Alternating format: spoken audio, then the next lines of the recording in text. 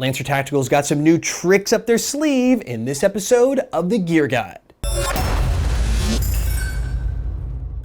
So for those of you that are familiar with Lancer Tactical in the US, you know that their gun offerings really are aimed toward the newer player or newer to moderate. They really have anything on the higher end of the scale to hit that real solid intermediate or more advanced player. Well, all that has changed in 2015 with the new Multi Mission Carbine.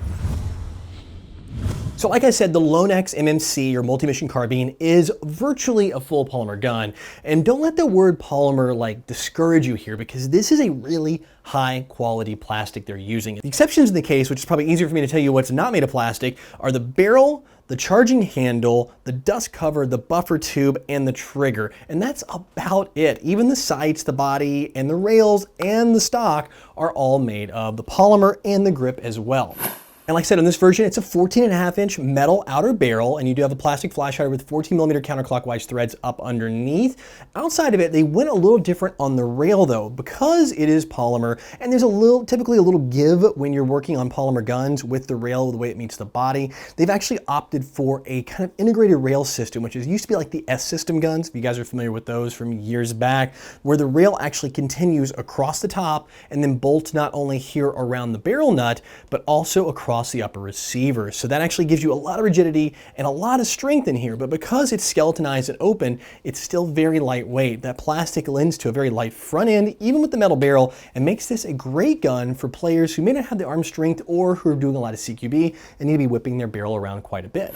On the rail itself, you get tons of rail space top to bottom, and because it is one piece, there's no break in it, so you can put your optics and lasers or whatever you need on it any place. You do have those flip up front and rear polymer sights with adjustable aperture, windage, and elevation on both. They have a locking mechanism on them that flips them out of the way. You also have some rail segments on here. Because this is the modular rail, you do have two segments that are 7-section segments on the left and the right, but they can move to any of these open sections. So if you want to move one up, move one down, or take one off, you can do that. Also on the bottom, you do have 2 open sections to move those rails, but they do give you, for about half of the section, from middle all the way to the front, an integrated rail section on the rail, so you can install a foregrip or an angle foregrip or vert or something like that, or even a bipod if that's your thing, and not have to worry about losing one of those 2 side rail sections.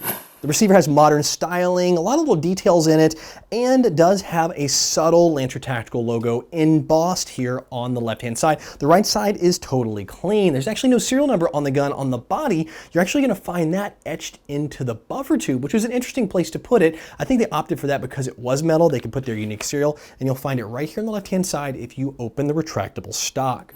Moving to the grip itself, it's contoured and ambidextrous. So unlike some of the contour grips that are very right-hand friendly, this one has the contours on both sides, and I found it really comfortable for both left and right-hand shooting, even though it does have some grooves in it. Opening up the dust cover, which is metal, you pop it open, you'll access the plastic hop-up dial type adjustment, so it's really easy to get to with gloves. It doesn't lock back though, so you do need to hold it back like I'm doing here if you make adjustments on the field. So it is a 2-hand adjustment versus a 1-hand adjustment on making those fine tunings on your hop-up. Also, this is one of the big wins, is the mag. You get the 300 round high cap mag, but because it's Lone X OEM, you get the Lone X fast mag. You'll slide the dust cover open like I have here, and you have access to that pull cord to actually load or charge up your high cap, which is great. If you guys have ever used the Lone X mags, you know these things are freaking awesome and feed every single round if you charge them all the way up till they start clicking.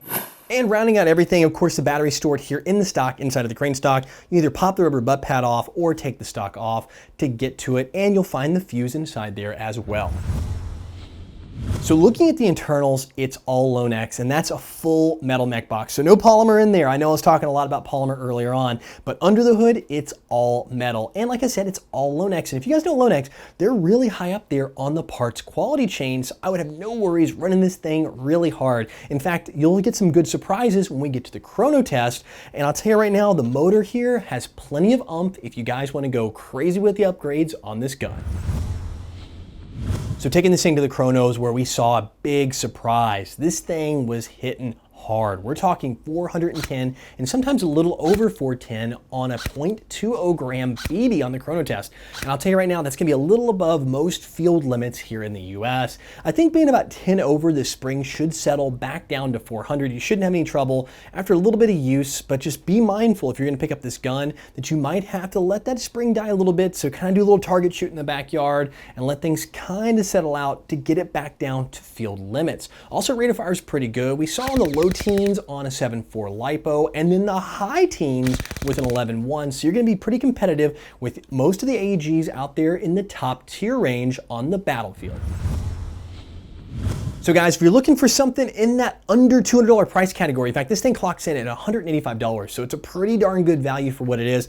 And like I said, don't let the polymer parts fool you. This thing's built pretty darn well. Check out the Lancer Tactical Multi Mission Carbine, OEM by Lonex, and you can pick this up at airsplat.com for right at $185 US. All right, guys, I've got to ask you about this polymer gun thing. I'm seeing more and more guns in that middle to middle high range that are really performers out there, field guns, moving to polymer bodies. I think to keep the cost a little bit down, but with the new polymer, it doesn't seem they're cutting quality, but I want to know what your thoughts are. Do you think a solid mid-tier gun can have a polymer body if it's more about those internals and performance on the battlefield? Let me know in the comment section below. Well guys, that's it for this episode of The Gear Guide. I'll be back in the next one where I review a gun that shoots little Play-Doh pellets that stick when they get hit, safe for ages 8 and under.